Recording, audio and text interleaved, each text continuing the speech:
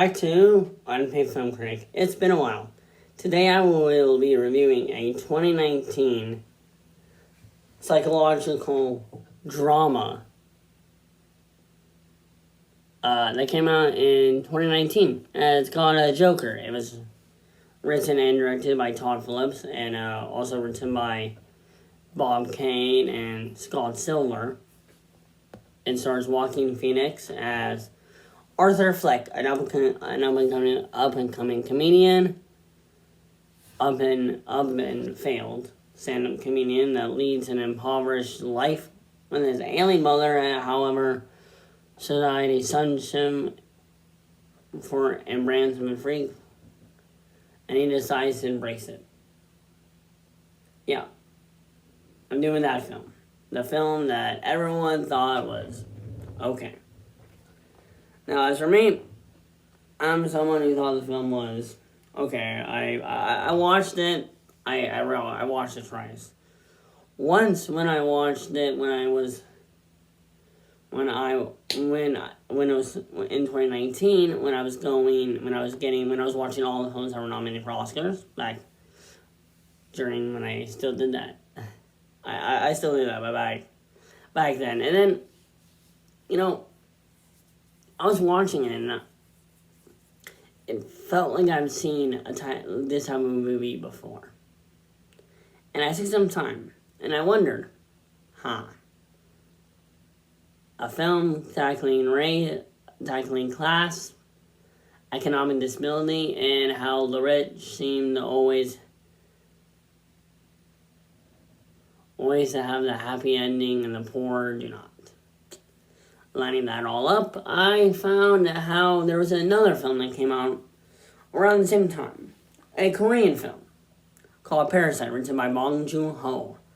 I've already done a review on that film, so go check that out on my channel. But, getting way back to here, I really felt like those two films definitely had the same themes. They both talked about the class. They both talked about like how class warfare is a thing. Now, this is a very unique film because it pays a homage to a lot of Martin or Robert De Niro early 70s crime dramas like Taxi Driver, King of Comedy. Those two were a major inspiration by Tom Phillips do this film, which I definitely do see. This definitely does have a King of Comedy meets Taxi Driver in it, which I do like because I did like Taxi Driver. I thought Taxi Driver was very unique for its time. Although now looking back on it, Travis Bickle definitely would have fallen under the "he is literally me" mentality that some people have when they see films. Which I don't know what to say, because if you see that film, I kind of look at that like, okay, you're, I don't want to ruin or anything, but that's when I start to rethink how certain people view film. Now, granted, I saw a lot of conservatives freak out when this one lost to Parasite, which I thought was very unique because they clearly did not see Parasite, because all their issues with this film, with Parasite, are the ones that I had with Joker.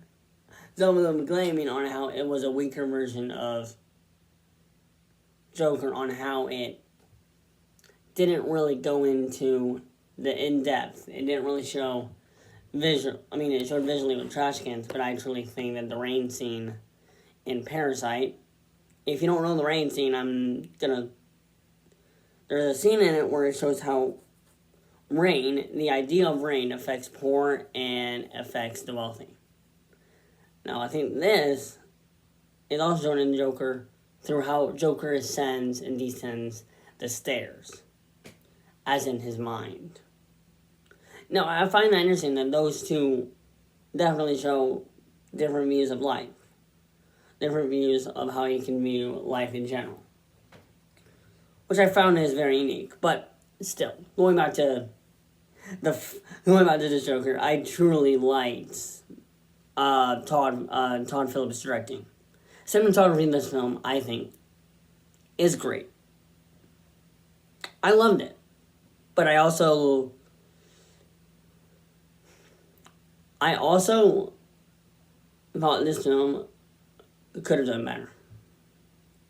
I am waiting for the sequel to see what they do with it, because I love courtroom dramas and I love musicals, so I'm going to see how that turns out. I'm not seeing that today. I'm seeing another film today, so don't worry. I will review Joker, Valley Ado. Don't worry about that. I will also review all the other horror movies I've seen this year.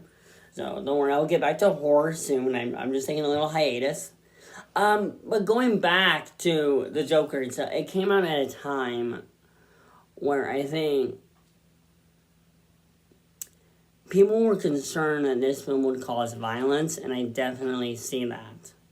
So that's why there was a lot of concern with this film coming out, and that was definitely what made a lot of people want to go see this film, because they were like, what? This one might cause violence? I want to go see why. Like, there was like some mystique like that to it that really gathered attention. I don't know if Todd Phillips banked on that or anything. I think that just happened because that's how the news media treats some films. I don't know.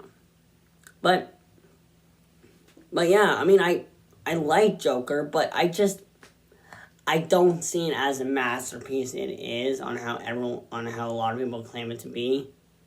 To me, if I would have to pick a masterpiece of 2019, it would have not been Joker. It would have been Bong Joon-ho's Parasite, which I think is, this might get a little bit weird, but I do think that the Joker film is the incel version of Parasite. It's like what an emo, edgy edgelord thought of a movie. Like, I'm gonna make the most edgiest movie ever, and then he makes it. Not calling Todd Phillips an edgelord, I don't think he is. But it does definitely feel like a film made by an edgelord who definitely needs help. I'm not saying that's what Todd Phillips is. I'm just saying that's how some people promote the film as, and I'm like, that kind of underwhelms what the main crux of the film is. Well, that's been my review of Joker. I thought it was okay. I thought it was decent. It was a decent film. I recommend you stream it when you can. Watch it on Max. I mean, you can probably find it on Max, because that's how I watched it. Yep, that's been my review of Joker. Okay. Not mediocre, not terrible, but not excellent, and not groundbreaking. You know?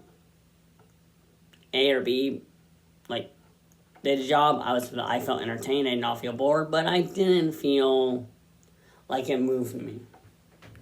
But that's been my review. Hope everyone has a great day, and remember, drive the speed limit, think rationally, and remember, just smile.